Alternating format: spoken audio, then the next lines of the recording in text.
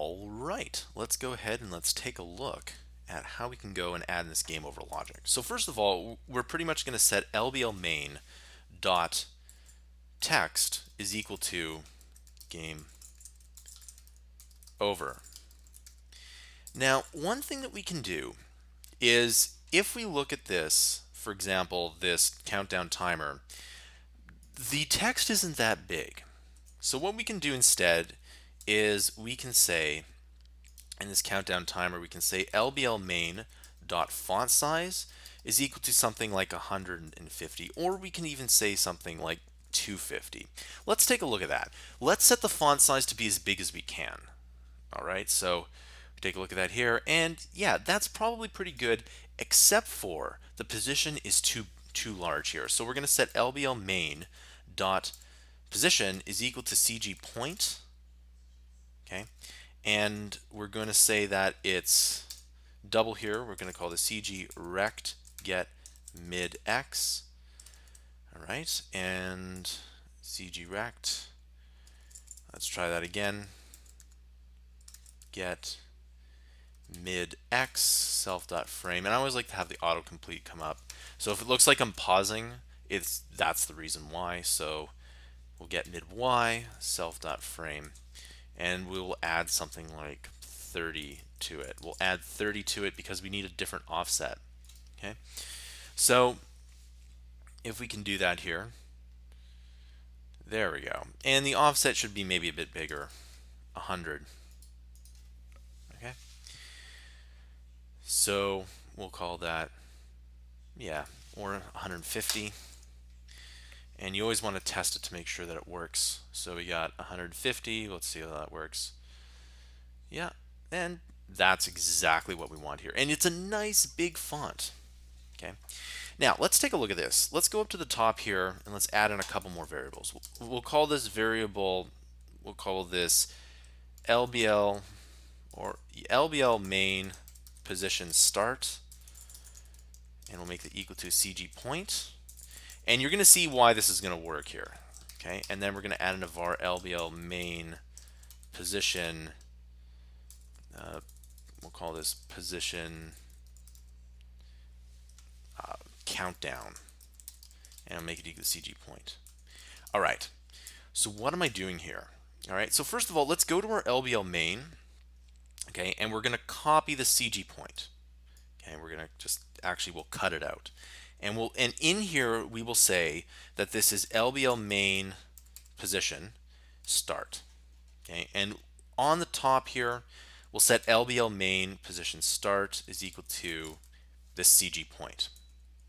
Okay, now you can't, so for example, if you want to, let's say, add it in here, it comes up with an error.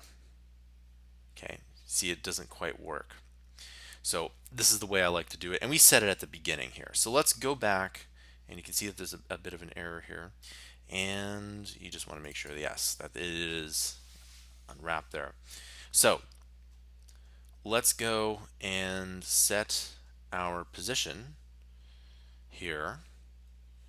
So in our timer, okay, when we're setting our LBL main, I'm going to cut this out here, and we're going to go to LBL main position countdown, and then we have to make sure that we declare it up at the top here. So we're going to go to LBL main position countdown is equal to that. Now, why did I do this? Well, when we go back to our, of course, want to make sure that we use exclamation point there. When we go back here, we're going to have to do two things. We're going to have to go to LBL main dot position is equal to LBL main position start, and then we're going to go to LBL main dot font size is equal to, I believe we said it was 70, but let's go ahead and let's double check that. Okay, so if we go back to our LBL main, it was 50. Okay, so we set that back to 50. So we're just setting it back to what it was originally. That's all that we're doing. Okay, and that's pretty much all that we can do. Now let's go to wait then restart the game. So let's go say let wait is equal to sk action dot wait for duration, and we'll wait a total of 3 seconds, and then we'll say we'll call this we'll call this restart the game is equal to skaction.run block, and in that block we're going to say restart the game. We're going to go to self.view.present scene, and then we're going to present the game scene here. Okay, and what we can do is we can instead of wait and restart the game, you can go wait and then move to title scene. And what we'll do is we'll set up the title scene right now. We'll go and we'll say new file, and we need to add in a Swift file, and we'll call this title scene. Okay, I'm going to copy that to the clipboard, and then we need to add in the actual scene here.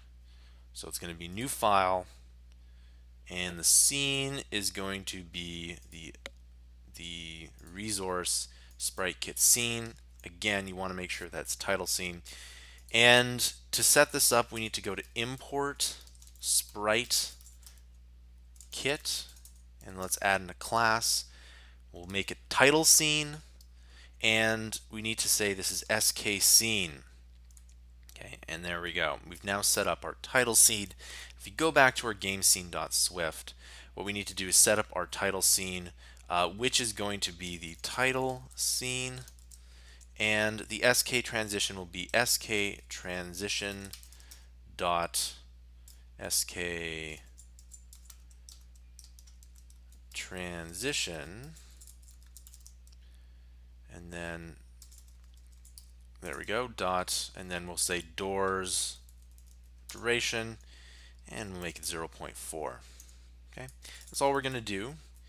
And then we're going to say in here, we're going to say let sequence is equal to skaction.sequence, and we're going to add in the wait, then restart game, and we can actually say change scene, because that's what we're doing here. We'll say change scene, and we'll say self.run action, and it's going to be skaction.repeat action. Not forever though. We're going to say repeat the sequence a total of 1 time. Okay? And lastly, we'll just say that this is wait, move to title screen. All right. So this is actually going pretty good, and this concludes the tutorial.